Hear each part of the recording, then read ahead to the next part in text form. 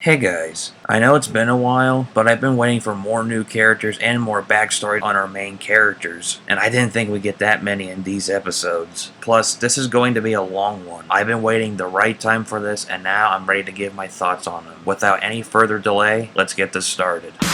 I could talk about each episode individually like before, but all I gotta say is that it's the same plot. Find the towers, destroy generals, destroy the towers, and save the day. But the main story throughout these episodes is the team looking for 3 Q-Tamas to activate the Argo ship, which is said to be the key to defeat Dark Matter. So far, at the time of this recording, they have 2 Q-Tamas. I may be jumping the gun too early, but I think it's going to be the mecha for the upcoming Ho-Ho Soldier. I mean, think about it. There's 3 parts that form a ship, and there's 3 parts to make Ho-Ho Voyager. I'll wait to see what happens later on, but I'm still going with my theory on that. The story so far, besides the typical mission of fighting bad guys and save the planet, is pretty good with the Argo ship mission, but what holds the story in these episodes together is the characters. Speaking of characters, let's talk about the new characters that show up, and some more backstories on our main characters. Let's start off with Spada. We learned that ever since he was a kid, his planet was under control by Dark Matter. With that said, his siblings were so hungry that he decided to cook food for them. That's why he proclaims that he wants to be the best chef in the galaxy. He also has his limits when it comes to a big plan. Once again, he speaks in chef terms and says that no one should talk back at the chef. And he also says that they should instead say, "Oui, chef." Oui, chef. The scene where Sho Lanpo fell for it by saying the phrase is still funny. Oui, chef.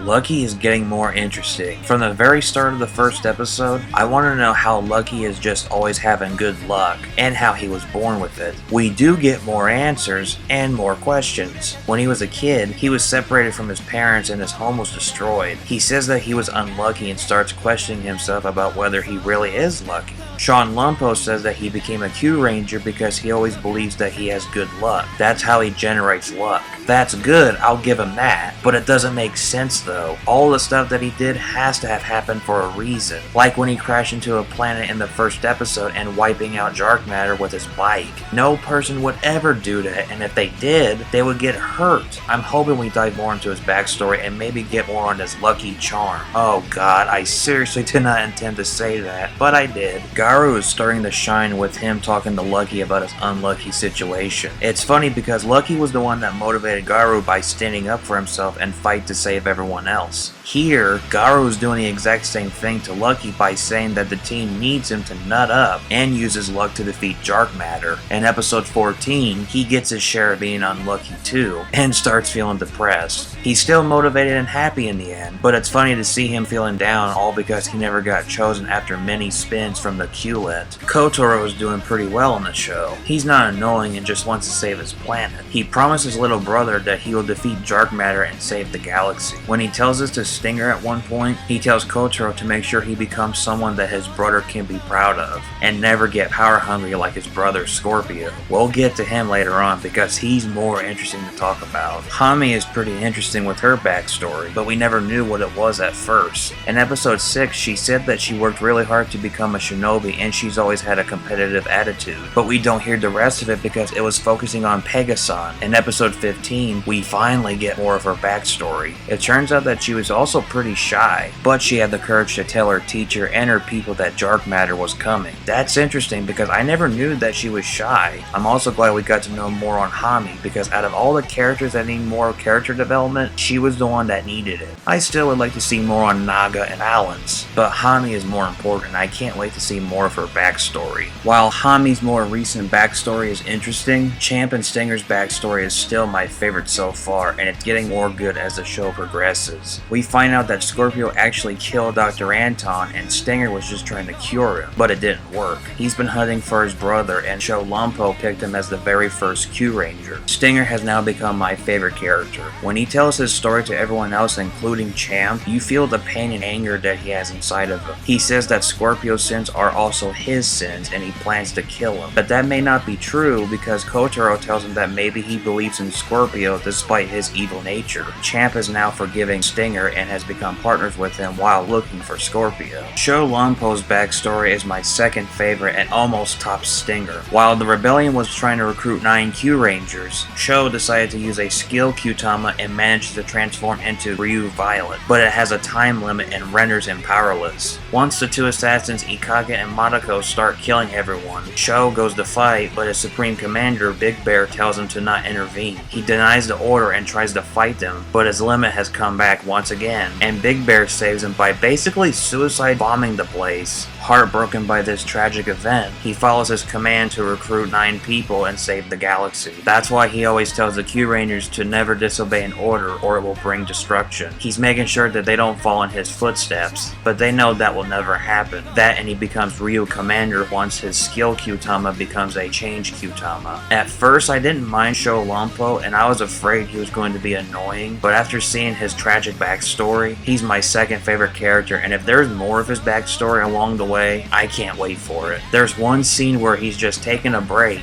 gets scared shitless after a zombified foot soldier tries grabbing him, and shoots them. At one point, he almost shot Kotoro's face.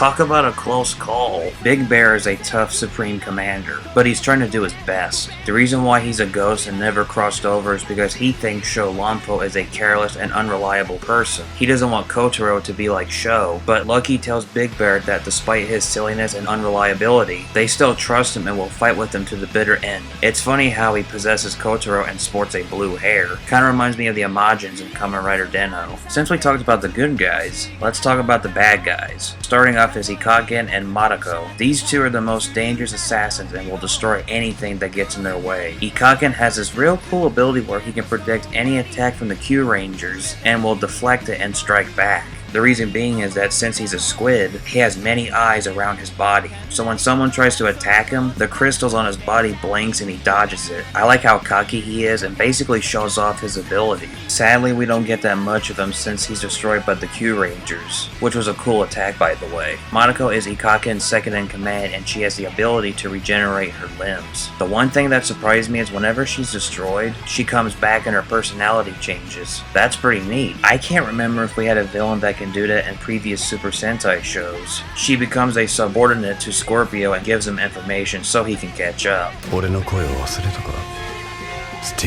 Speaking of Scorpio, let's finally talk about him. When he first shows up, he's in his monster form and he looks awesome. I love how he manages to have his tail along with this form. Apparently he wears a mask so you can see his left eye. That makes me wonder if his human face is on the other side or something else. That is until you see him take his mask off and he looks even more scary and awesome at the same time. What makes him even more awesome is when he kills one of the zombified governors. His tail wraps around his leg, becomes a foot guard or something, does a flying rider kick on the governor. He explodes purple fluids and leaves an imprint on the wall. How much cooler and awesome can you get? Well, he does it again. It was supposed to be for Stinger, but Champ takes the blow, leaves Stinger speechless, and I can honestly say that it's one of the most emotional and best scenes in this show. Also, Scorpio is a good manipulator. He told Stinger and Champ that he tried to take down Dark Matter, but he got caught and was forced to kill his people in order to join them. He also says that Dr. Anton worked for Dark Matter and betrayed them. How can that be? Stinger reveals the plan to revive the Argo ship and Scorpio immediately betrays him again. That and his true goal is to kill Dawn or Mage and become the leader. This may just be me being a fan of Takatora and the actor, but doesn't the two characters' backstory seem similar? I mean, think about it. If you've watched Gaim or even the Gaim Gaiden version of Zangetsu, we learn that he doesn't see eye to eye with his father, but he was taught by his father that no matter what the circumstances are, you have to do what it takes to make your goal come true, even if it means to sacrifice everything that you have to make it come true.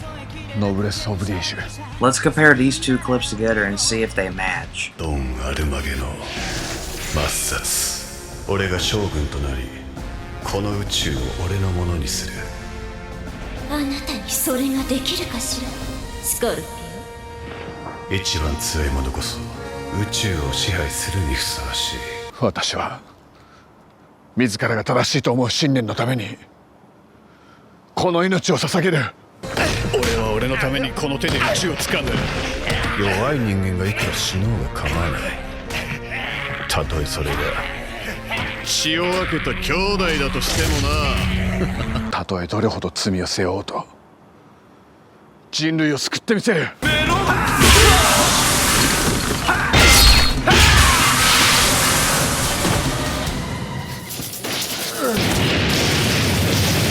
God, I can't wait to see more of him. Hopefully he doesn't turn good later on. He almost did, but he does a 180 and is still bad. I know we want certain characters to be good, like Dan from Kamen Rider X8 for example. Yeah, he's very evil, cruel, and has a huge god complex. But once he reveals his true motives on creating Kamen Rider Chronicle, it's understandable and can be emotional. That depends on what the viewer thinks of it. But with Scorpio, I want him to stay bad and die bad. Let's hope that doesn't happen. But even if he does turn good, I'll still like him overall because of his backstory and the connection between him and Stinger. The new Voyagers that we see is really cool. Ryu Voyager looks amazing. It reminds me of Ryuseo and Daijin Ryu. Kuma Voyager is both cute and neat. Koguma Voyager is a cute little bear that can easily cut through anything with its wheel. Ogama Voyager is big and pretty powerful with Kokuma Voyager. With these Voyagers, including Sasori Voyager, they form Ryuteo and it looks really cool. His face and the way he looks reminds me of Goryujin. Of course, Kyureno and Ryuteo combine and forms Ryutei Kyureno. Now, I'm mixed about this. On one hand, I think it looks good, but on the other hand, I would have preferred an actual combination with all of the Voyagers. But that's just me. Plus, we've seen this form before, 2 times actually. A lot of people are saying that it looks like Buster O-Ranger Robo from Uchuu Sentai O-Ranger. I can see that, but remember Hyper Gosei Grey from Tenso Sentai Goseiger? That too had a backpack full of headers. Whenever I see Ryutei Kyureno, I immediately see Hyper Gosei Grey, but I still think it looks fine despite me wanting an actual combination that's just beyond crazy and great at the same time. Overall, these episodes were awesome and good, despite one being a filler episode. I can't wait to see more Voyagers that are on the way, more on the Argo ship mission, and more of Scorpio. I simply love this character, and he may almost replace Stinger as my favorite character. That's how good he is. Anyway, can't wait to see more action, backstories, new characters, and new mechas along the way. I've been planning on making this video since episode 7, and I had to wait up to episode 16 and give my thoughts. I can definitely say that episode 16 is not just one of the best Kyuranger episodes, it's one of the best Super Sentai episodes, period. I appreciate you guys for keeping up with me on this long video. As usual, I'll wait and see which new characters that I will talk about, and more backstories that's important to the main story. Until then, let's test our luck, and I'll see you in the next Kyuranger video. Thank you for watching, and as always, I will catch you later. Okay,